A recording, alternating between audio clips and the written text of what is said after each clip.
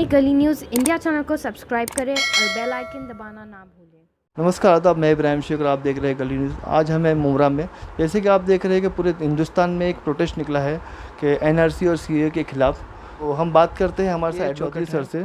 तो सर क्या कहेंगे, जैसे कि पूरे हिंदुस्तान में एक लोगों में नाराज़गी है कि सीए एनआरसी जो सरकार में बिल पास किया है उससे लोग नाखुश है, लोग उसको मंजूर नहीं ले रहे। मतलब आपने भी एक सुप्रीम कोर्ट में याचिका डाली है, तो क्या कहना है इस पर?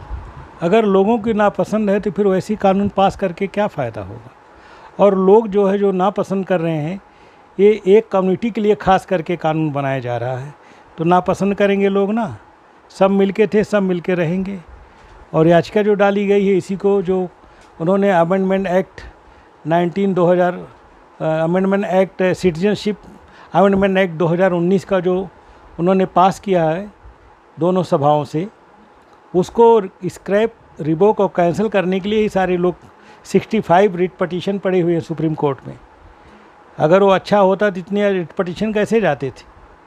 कहीं न कहीं इनजस्टिस हो रही है ना। तो इसके लिए उस चीज़ को सरकार को वापस लेना चाहिए बोल के पब्लिक में, बजाय सुप्रीम कोर्ट के रास्ता देखें कि सुप्रीम कोर्ट अपने हाथों से उसको ख़त्म करे। उसके पहले इनको खुद ले लेना चाहिए वापस, और जैसे हिंदुस्तान के लोग चाह रहे हैं वैसे चलना चाहिए, ना कि अपने मन मुताबिक एक आदमी, दो आदमी मिलके, तीन आदमी मिलके भारत को चलावे। वो गलत हो जाएगा, जो हिंदुस्तान के लिए नुकसान फ्यूचर में होगा। आज जो है कोई यहाँ हिंदू नहीं है, नो बडी इज हिंदू, हाँ, लेकिन पूरे लोग भी हिंदू हैं। क्यों? पूर्वज तो हिंदू ही थे ना। तो by choice, by conversion, by their faith, अगर किसी और मजहब को मानते हैं, लेकिन by choice they are from their पूर्वज, असेंडेंट पूर्वज वो हिंदू हैं। तो सारे इंडियन लोग सब हिंदू हैं। तो सिंध घाटी की सभ्यता में पैदा हुआ सब हिंदू हैं, और सारे लोग पैदाइशी भी हिंदू हैं, और इनके पूर्वज भी हिंदू थे।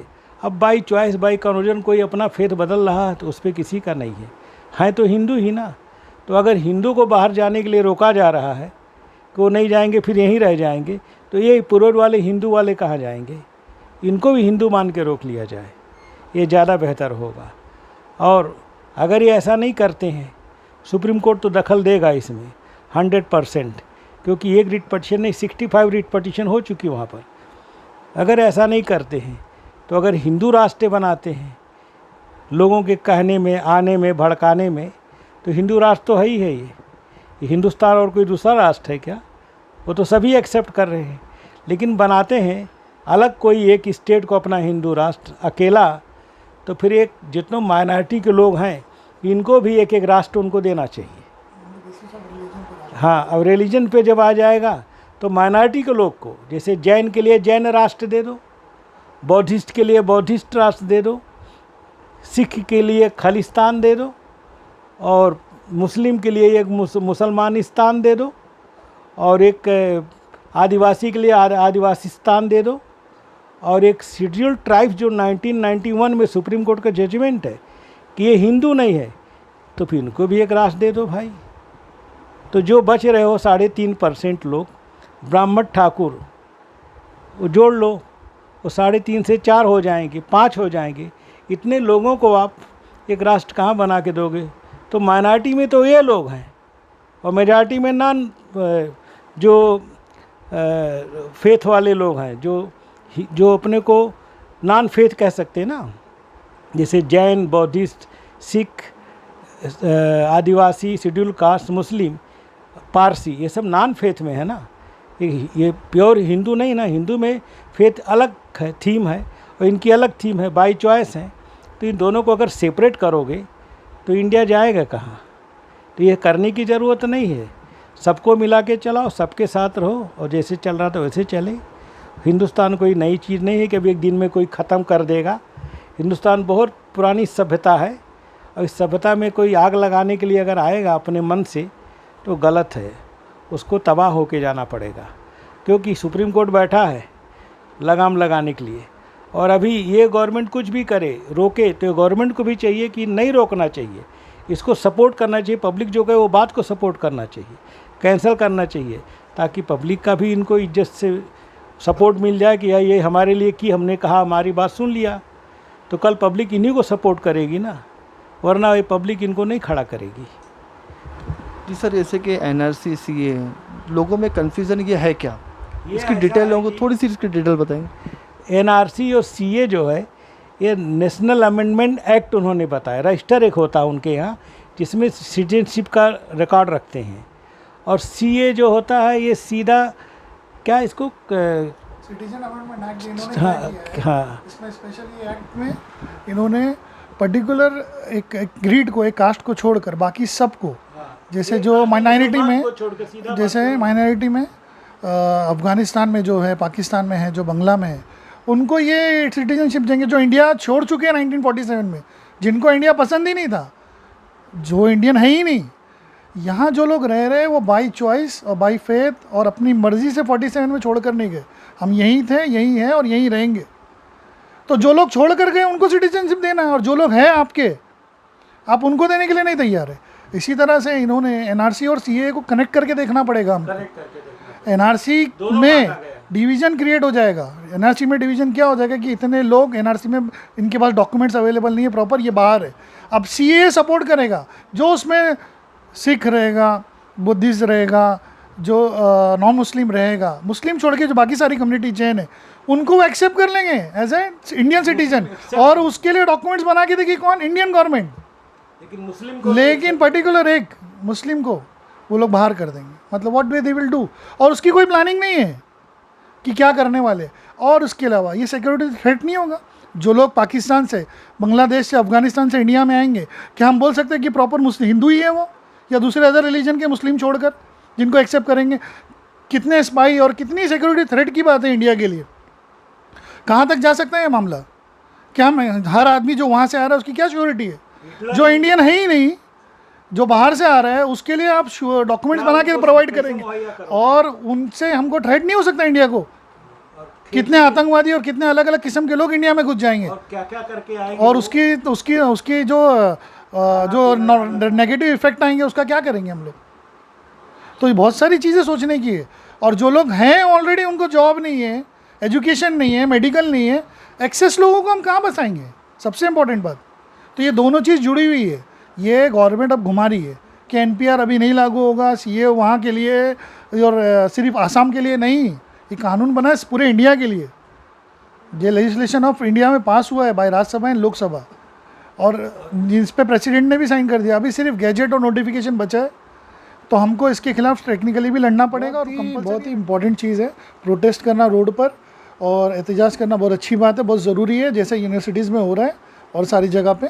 लेकिन सबसे इम्पॉर्टेंट चीज़ ये है कि टेक्निकली भी हमको चलना पड़ेगा। हम लोग पढ़े लिखे समझदार है, और कानून में रहते हुए भी हमको काम करना पड़ेगा। जैसे एक पिटीशन डैडी ने हिम्मत की है, यहाँ से फाइल की। मैं चाहता हूँ कि और भी मुसलमान लोग, हमारे भाई जो अलग अलग डिस्ट्रिक्ट्स में हैं, अलग अलग सिटीज़ में हैं, तो आप लोग अपने अपने तरीके से पिटीशन फाइल करें। जैसे 65, 66 ये बढ़े इसका तादाद। कोर्ट के ऊपर भी प्रेशर बनता है, कोर्ट भी समझेंगे कि लोग अवेयर हैं, टेक्निकली वो लोग भी समझ रहे हैं और कोर्ट को इम्पोर्टेंस दे रहे हैं। जुडिशरी पे फेथ है और जुडिशरी पे फेथ रखना चाहिए। हम इंडिया के कानून के मुताबिक कॉन्स्टिट्यूशन को मानते हुए टेक्निकली काम करने पे ज़्यादा भरोसा करें। प्रोटेस्ट एक पार्ट है, और देखिए भगत सिंह ने अपनी लड़ाई लड़ी है, गांधी जी ने अपनी, उन्होंने अपनी जान दी है, और इन्होंने हिकमत से टेक्निकली लिया है इंडिया को। तो वो भी हमारे लिए इम्पोर्टेंट है, और ये भी इम्पोर्टेंट है। तो रोड पे लड़ना भी ज़रूरी है, और एक समझदार लोगों का, प्रोफेशनल लोगों का, पढ़े लिखे लोगों का उतर कर आना है, क्योंकि कल अल्लाह को सबको जवाब देना है। ये हमने अपनी प्रायोरिटी समझी, कोई पॉलिटिकल और कोई फेम लेने के लिए नहीं, ह्यूमन राइट नहीं काम, अकेला काम, और हम इंडिविजुअली कर रहे हैं। वैसे इंडिविजुअली हर अपने अपने लोग मेंबर हैं, सब अपने अपने तौर पे करें, समझें इसको। और अपने अपनी सिटी, भिवंडी हो गया, गोवंडी हो गया, मुंबई हो गया, ये यहाँ से भी पिटिशन फाइल होना चाहिए, महाराष्ट्र के अदर जगह से, और जिसने और अलग सारे जितने स्टेट्स है, एक एक दो दो पिटिशन तो फाइल होना ही चाहिए। और प्रोफेशनल डॉक्टर्स हैं, इंजीनियर्स हैं, सीएस है, इनको भी सामने आना चाहिए, इनको भी करना चाहिए। सिर्फ ये आम स्टूडेंट्स का, ये सिर्फ स्टूडेंट्स की लड़ाई नहीं है, एवरी इंडिविजुअल की लड़ाई है। एक आदमी, मैं अगर इंडिया में हूँ तो मेरे साथ में मेरा पड़ोसी रहेगा तो मैं रहूँगा, वो जा रहा है तो मैं भी जाऊँगा। बात यही है। इसमें क्या है कि एक कम्युनिटी को के तुम बाहर करने के लिए तुमने अमेंडमेंट किया है, सिर्फ मुसलमान कम्युनिटी को, मुस्लिम कम्युनिटी को, इस्लामिक कम्युनिटी को अलग करने के लिए उन्होंने अमेंडमेंट किया है। ये जो उनके एटीट्यूड है हार्ट के अंदर, दिल के अंदर, हेट ऑफ द इस्लाम, वो सामने बता रहा है, ये सामने है। ऐसी हालत में इस गवर्नमेंट को ये हेट नहीं करना चाहिए और करने वालों को उनकी कुर्सी से हटा के फेंको। जो पूरे भारत को चला के और हिंदुस्तान को मजबूत करे वो काम करो। जो हिंदुस्तान को तोड़ेगा तो क्या नया पाकिस्तान बना के देंगे इंडिया में? ये अगर एक कम्युनिटी को निकाल रहे हो तो क्या करना चाह रहे हो? अरे 25-30 करोड़ को आपो ज़्यादा आबादी यहाँ पे हो चुकी, क्या करना चाह रहे हो तुम? सर एक चीज़ पूछना चाहूँगा, जामिया में, यूए में, जेएनयू में जो हमले हो रहे स्टूडेंट के ऊपर, उस पर क्या कहेंगे आप? हाँ, जो हमले हुए थे, मैं कल गए थे, हम जेएनयू में भी गए थे। वहाँ हमको 5 किलोमीटर पैदल चलना पड़ा क्योंकि दोनों तरफ बैरियर लगाए हुए हैं, जाने का रास्ता बंद किए हैं। तो रिक्शा और गाड़ी को कोई जा नहीं रहा, कार, तो हम लोग को पैदल जाना पड़ा। मेरे पैर में अभी तक मतलब कट गया, सब तकलीफ़ हो गई। जाना हम लोग पहुँचे गेट पर, लेकिन हम लोग को कोई पुलिस कहीं रोका नहीं, और लोग को रोक रहे थे लेकिन हम लोग को रोका नहीं। क्या मालूम क्या बात था, रोके नहीं। अंदर गए, बाहर हम लोग सब पूरी शूटिंग किए। मीडिया के लोग थे, उन लोगों ने हम लोग का शूटिंग किया, उनका हम लोगों ने किया। और करने के बाद में फिर हम लोगों ने वहाँ से 5 मिनट रुक के, उस वक्त बसें भर भर के बच्चे लोग जेएनयू से निकल रही थी और वो लोग प्रोटेस्ट कर रहे थे, जिंदाबाद के नारे निकाल रहे थे, और पुलिस अरेस्ट करके बस में उनको ले जा रही थी। वो देखने के बाद फिर हम लोग और आगे बढ़ गए, फिर वहाँ से चले गए हम लोग। सर जैसे कि देखा जा रहा पूरी बाद जामिया में भी हम लोग गए। जामिया में हम लोग गए तो हम लोग बाहर अंदर जाने के लिए सब बंद था। जामिया की प्रॉक्टर जो है लेडी बैठी थी, उसके साथ एक गन वाला बैठा था, पुलिस वाला। वो दोनों लोग के बीच में वो उठ के कुछ बोलना चाह रही थी, हम लोग इधर से कुछ उसको बात करना चाह रहे थे। दोनों गेट खुला था, लेकिन अंदर जाने के लिए हिम्मत हम लोग की भी नहीं हुई और ना वो लड़की इधर आ सकी। क्या मालूम क्या बात था, और ये हुआ कि दहशत की कहीं अरेस्ट ना कर लिया जाए, लेकिन वो लोग ऐसा कुछ किए नहीं। हम लोग बागर बात किए, खाली एक दूसरे को देखे, फ़ोटो लिए, और हम लोग बाहर से, और बाहर जितने लोगों ने अपना एहतजाज डेमोस्ट्रेशन किया है ना वहाँ पर, वो पूरा फ़ोटो वीडियो पे लेकर और इन्होंने सब पास किया वहाँ से। फिर कुछ मीडिया, बिहार की मीडिया आई थी, उन्होंने इंटरव्यू लेने के लिए होटल में आए, उनको इंटरव्यू दिया मैं। उसके अलावा और मीडिया के लोग लेकर अपना अपना बेचारे कर रहे हैं।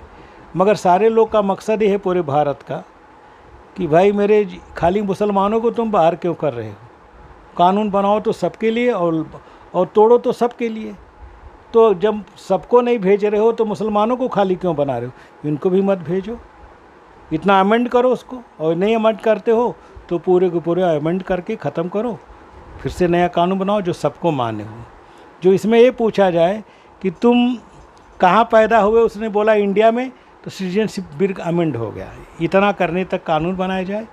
अगर इसके अलावा पूछा जाए कि तुम्हारे पिताजी का डेट ऑफ बर्थ क्या है, तो मुझे नहीं लगता कि 70% आबादी हिंदुस्तान की बता पाएगी पिताजी का डेट। तो दादा बाबा का कहाँ से बता पाएगी वो?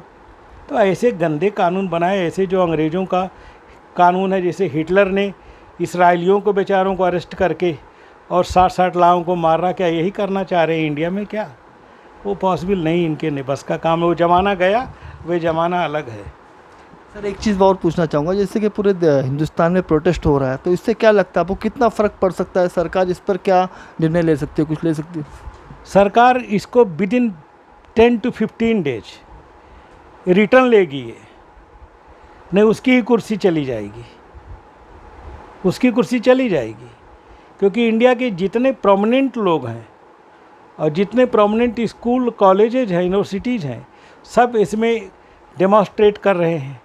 इवन शरद पवार जैसे लोग, इवन सिन्हा जैसे लोग बिहार से, कैसे कैसे, इवन कुछ बीजेपी के लोग, ऐसा नहीं है कि वो लोग जो मुस्लिम नहीं, हिंदू भाई भी हैं, वो भी नहीं चाहते ये चीज़ कि हम लोग सब मिलके थे, मिलके रहेंगे, और नहीं मिलके रहेंगे तो इंडिया टूट जाएगा, आज नहीं कल। इसलिए ऐसी हालत में इसको 15 से 20 दिन में ये लोग स्क्रैप कर लेंगे खुद ही। नहीं करेंगे तो सुप्रीम कोर्ट अपना कलम चला देगा, तब क्या करेंगे? तो वो बेइज्जती उठाने से पहले इनको खुद करना चाहिए, और कर लेंगे, ऐसा उम्मीद मैं कर रहा हूँ, ये समझ में आ जाएगा। और इनके जो एहतजाज कर रहे हैं, जो आपने कहा ना, जेएनयू के और जामिया मिलिया इस्लामिया के स्टूडेंट, और बीएचयू के स्टूडेंट, और अलीबाग के गढ़ के स्टूडेंट। इसके लिए फुल सपोर्ट हमारे जितने ह्यूमन राइट ऑर्गेनाइजेशन इंडिया के, हमारे जितने वकील हैं, सारे लोग का हम लोग का सपोर्ट है। वो लोग करें अपने, जब तक ये रिटर्न ना ले ले में अपनी डिमॉन्स्ट्रेशन करें, भरपूर करें, हम उनके साथ हैं। और वायलेंस नहीं करें, वायलेंस गलत नहीं होना चाहिए। सर बहुत बहुत शुक्रिया। जाते जाते कुछ एक मैसेज हमारे हिंदुस्तान के लोगों के लिए। मैसेज तो ये है कि पूरा हिंदुस्तान मिल के रहे और मजबूत करे, इकोनॉमी मजबूत करो, कारोबार मजबूत करो, जाति में बंटवारा मत करो। जाति करने वालों के लिए सुप्रीम कोर्ट को भी ध्यान रखना पड़ेगा और पब्लिक को भी। जाति में करने वाला तीसरा मुल्क कोई हावी हो जाएगा इस पर, फिर क्या करेंगे?